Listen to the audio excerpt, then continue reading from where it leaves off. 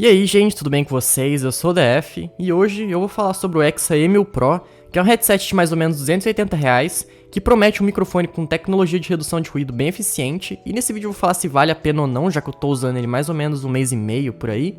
Eu queria agradecer a Exa por ter me mandado esse fone pra mim, já que não é o primeiro fone que eles me mandam, e mesmo que eles me mandaram esse fone, tudo que eu tô falando nesse vídeo vai ser a minha visão real do produto, então eu não vou mentir sobre nada.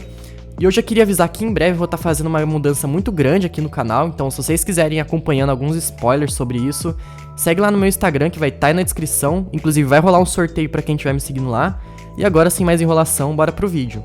Bem, então essa é a caixa do Exa E1000 Pro. O fone ele vem direto nesse saco aqui de transporte, que eu acho muito legal, pelo menos dos produtos que a Exa me mandou, todos vieram com uma bolsa, então esse saco aqui para transporte, que eu acho algo bem caprichado pela parte deles. O microfone, o manual, e aqui eu já começo a minha reclamação, porque ele vem com 3 cabos diferentes, sendo que ele tem entrada USB-C e termina com USB-C também.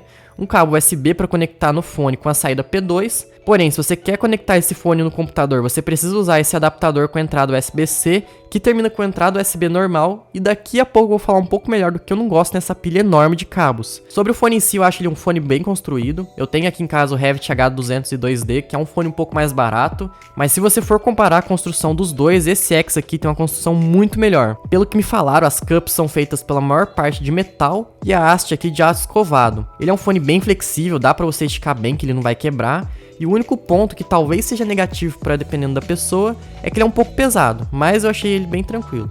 Ele tem esse design todo em preto e verde, tanto com alguns detalhes mais sóbrios no corpo dele, tanto com os LEDs que brilham nas laterais do fone quando você liga em algum dispositivo, que eu acho bonito, porém não é nada tão importante para o desempenho do fone, então para mim tanto faz. A haste dele, como eu já falei, tem uma boa construção, porém não é lá aquelas das melhores. Ela tem regulagem de altura, porém não é muito precisa, então leva um tempo para você conseguir ajustar direito. E você tem esse cabo verde que faz a ligação dos alto-falantes para a almofada de cima, porém ele parece aqueles cabos bem baratinhos que não tem resistência nenhuma e que se você enroscar em alguma coisa ele vai estourar, então nisso eu não gostei muito.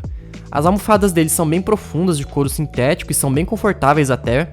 Eu só achei que aperta um pouco mesmo depois de esticar ele, e pra mim que usa óculos não fica tão bom quanto pra quem usa sem. Elas são bem fechadas, então o isolamento desse fone acaba sendo bem considerável, que pode ser um ponto positivo tanto que negativo, dependendo da pessoa, e elas esquentam um pouco, mas não a ponto de suar ou então de incomodar. Como eu já tinha falado, ele tem 3 cabos diferentes, e eu acho isso bom porque a Exa mesmo, eu acredito que ela foca os fones dela para todos os tipos de usuário, seja de celular, de computador ou de videogame, porém o problema aqui é que todos esses cabos são muito longos e muito pouco flexíveis. Eles não têm nenhum revestimento, então acaba sendo até um pouco perigoso para você acabar abrindo ele conforme o tempo. E pela necessidade de você usar um adaptador para ligar o cabo no computador, acaba sobrando cerca de 1 metro até 1,5 metro de cabo na mesa, o que sinceramente foi horrível. Sobre o áudio, esse aqui é, na minha opinião, o ponto mais decepcionante nesse fone, até pior que o próprio cabo. E tudo que eu vou falar agora é sobre o modo estéreo desse fone, porque apesar dele ter uma opção 7.1, ele é praticamente inutilizável, tanto para jogos, filmes e música. A sensação fica muito estranha e parece que toda a qualidade do fone vai pro saco. Mas para jogos ele é ok, ele é muito melhor que o Revit para você localizar passos, então na primeira vez que eu usei ele eu fiquei até que surpreendido. Porém, apesar de eu saber que esse fone tem o foco em jogos, eu acredito que a maioria das pessoas, inclusive quem tá assistindo esse vídeo, passa mais tempo ouvindo música enquanto usa o PC do que tempo jogando. E pra música aqui, esse fone é bem fraquinho. Apesar dele ter um software próprio que tem equalizador, que você pode customizar uma faixa boa de frequências, esse fone é muito focado nos graves e o problema é que esses graves têm uma qualidade muito ruim. E quando você reduz esses graves na equalização e dá um foco mais nos agudos, esse fone fica muito seco, então apesar dessas faixas um pouco mais agudas terem um pouquinho mais de detalhe, ainda acaba sendo muito fraco e nesse sentido o fone acabou me decepcionando muito. Mas o principal destaque desse fone é o microfone, que eu não comentei muito desde o começo do vídeo. Ele é destacável, que eu gosto bastante, ele é muito flexível. Ele possui a tecnologia Anki, que reduz o ruído de fora, e eu vou fazer o teste dele sem o Anki e com o Anki para vocês ouvirem. Esse daqui é o microfone do Exa E5000 Pro sem o Anki. A qualidade não é lá aquelas coisas e como vocês podem ouvir tem bastante ruído. Eu vou colocar uma música de fundo agora para vocês ouvirem como é que fica. Aí como dá pra ouvir, tem um certo ruído, dá pra ouvir o resto da música aqui que tá tocando aqui atrás. Então ele não tem um certo isolamento bom sem o modo ligado.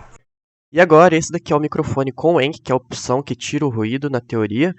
Como dá pra ouvir, o ruído que tava antes, aquele ruído chato, já foi embora. E agora eu vou colocar a música de fundo para vocês ouvirem, que realmente fica mais baixo. Acho que até não dá nem para ouvir a música tocando e tá no mesmo volume que estava tocando antes. Apesar de tudo isso, eu ainda acho que esse fone acaba não valendo a pena. Ele tem uma boa construção e principalmente um bom microfone. Eu acredito que pelo preço ele teria muito espaço para brigar entre os melhores custo-benefício do AliExpress. Porém, a questão do cabo e principalmente a do áudio deixaram muito a desejar.